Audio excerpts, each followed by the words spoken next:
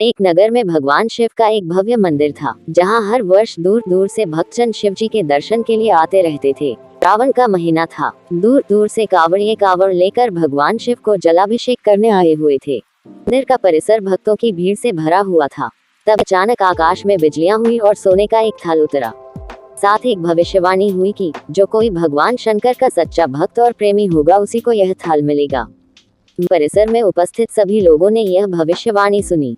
धीरे धीरे सभी इकट्ठे हो गए। जो लोग की व्यवस्था देखते थे, उन्हें तो पूरा विश्वास था कि यह थाल हमें मिलेगा, इसलिए आगे जाकर खड़े हो गए।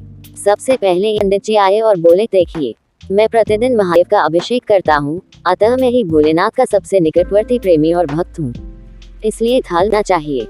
इतना कहकर पंडित जी ने थाल उठाया। जैसे ही पंडित जी ने उठाया, थाल पीतल का हो गया। यह देखकर पंडित लज्जित हुए। उन्होंने थाल यथास्थान रखा और वहां से निकल गए।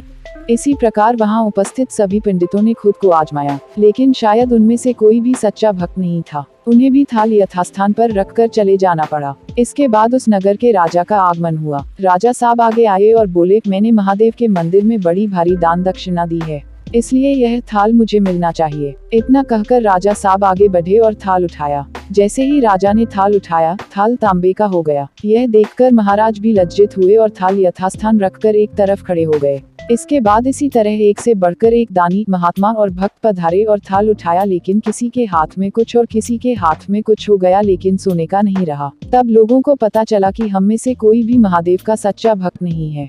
उसी समय एक किसान का आगमन हुआ। वो बेचारा महीनों बाद आज चातुर्मास के सोमवार के शुभ अवसर पर शिव जी के दर्शन करने आया था। गरीबी और गृहस्थी के बोझ तले दबा दिन रात खेतों में मेहनत मजदूरी करके अपना और अपने परिवार का गुजारा करता था। अभी रास्ते में आ ही रहा था कि कोई भिखारी मिल गया और कुछ खाने को मांगने लगा। इस किसान को दया आ गई। अपने खाने के लिए जो खाना लाया था वो उसने उस भिखारी को दे दिया। थाल के बारे में इसने भी सुना था, लेकिन इसने उस ओर कोई ध्यान ही नहीं दिया। सीधा मंदिर में गया और महादेव का पूजन करके बाहर आ गया। परिक्रमा करके जाने को हुआ, तभी पीछे से एक व्यक्ति बोला, भाई, तुम भी थाल को उठाकर देख लो, हो सकता है तुम ही वह सच्चे भक्त हो जिसके लिए यह थाल आया है। किसान को लगा वह व्यक्ति उसका मजाक बना रहा है। किसान ने हंसते हुए कहा, भाई, मैं तो कभी कोई पूजा पाठ भी नहीं करता, महीनों ने एक आध बार मंदिर आ पाता हूँ, मैं कायका का सच्चा भक्त। वह अजनबी बोला, भाई, तो देख चुके हैं, हरी भक्ति तो दो कौड़ी की भी नहीं है, अब भी अपना हाथ लगाकर देख लो। सोने थाल मिले न मिले, किंतु पता चल जाएगा कि तुम्हारी भक्ति में कितनी सच्चाई है।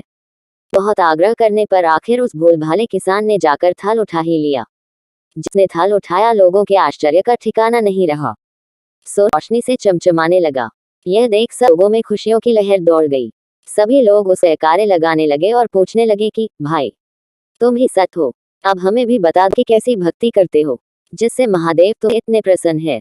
तो किसान बोला, भाई, मैं कोई भक्ति नहीं करा, मैं केवल दिन भर खेत में काम करता हूँ और थोड़ा समय निकालकर जरूरतमंद लोगों की मदद करता हूँ, इसके अलावा मैं कार्य नहीं करता। लोग पूछने लगे, तुम लोगों की मदद क्यों करते हो? हंसते हुए किसान बोला, सुन, दूसरों के चेहरे पर मुस्कान देखकर मुझे जो आनंद और खुशी होती है, उसे मैं शब्दों में बयां नहीं कर सकता। शायद यही कारण है कि मुझसे खुश है। इसलिए हमेशा याद रखे, सत का आरंभ भी आनंद से होता है और अंत भी आनंददायक होता है। दुष्कर्म का आरंभ भी दायक से होता है और अंत भी दुखदायक होता है। आप सैकड़ों मील की यात्रा करके भी दूसरों का दिल दुखाते हैं, तो आपकी वह तपस्या, साधना और महादेव का दर्शन धूल के बराबर है।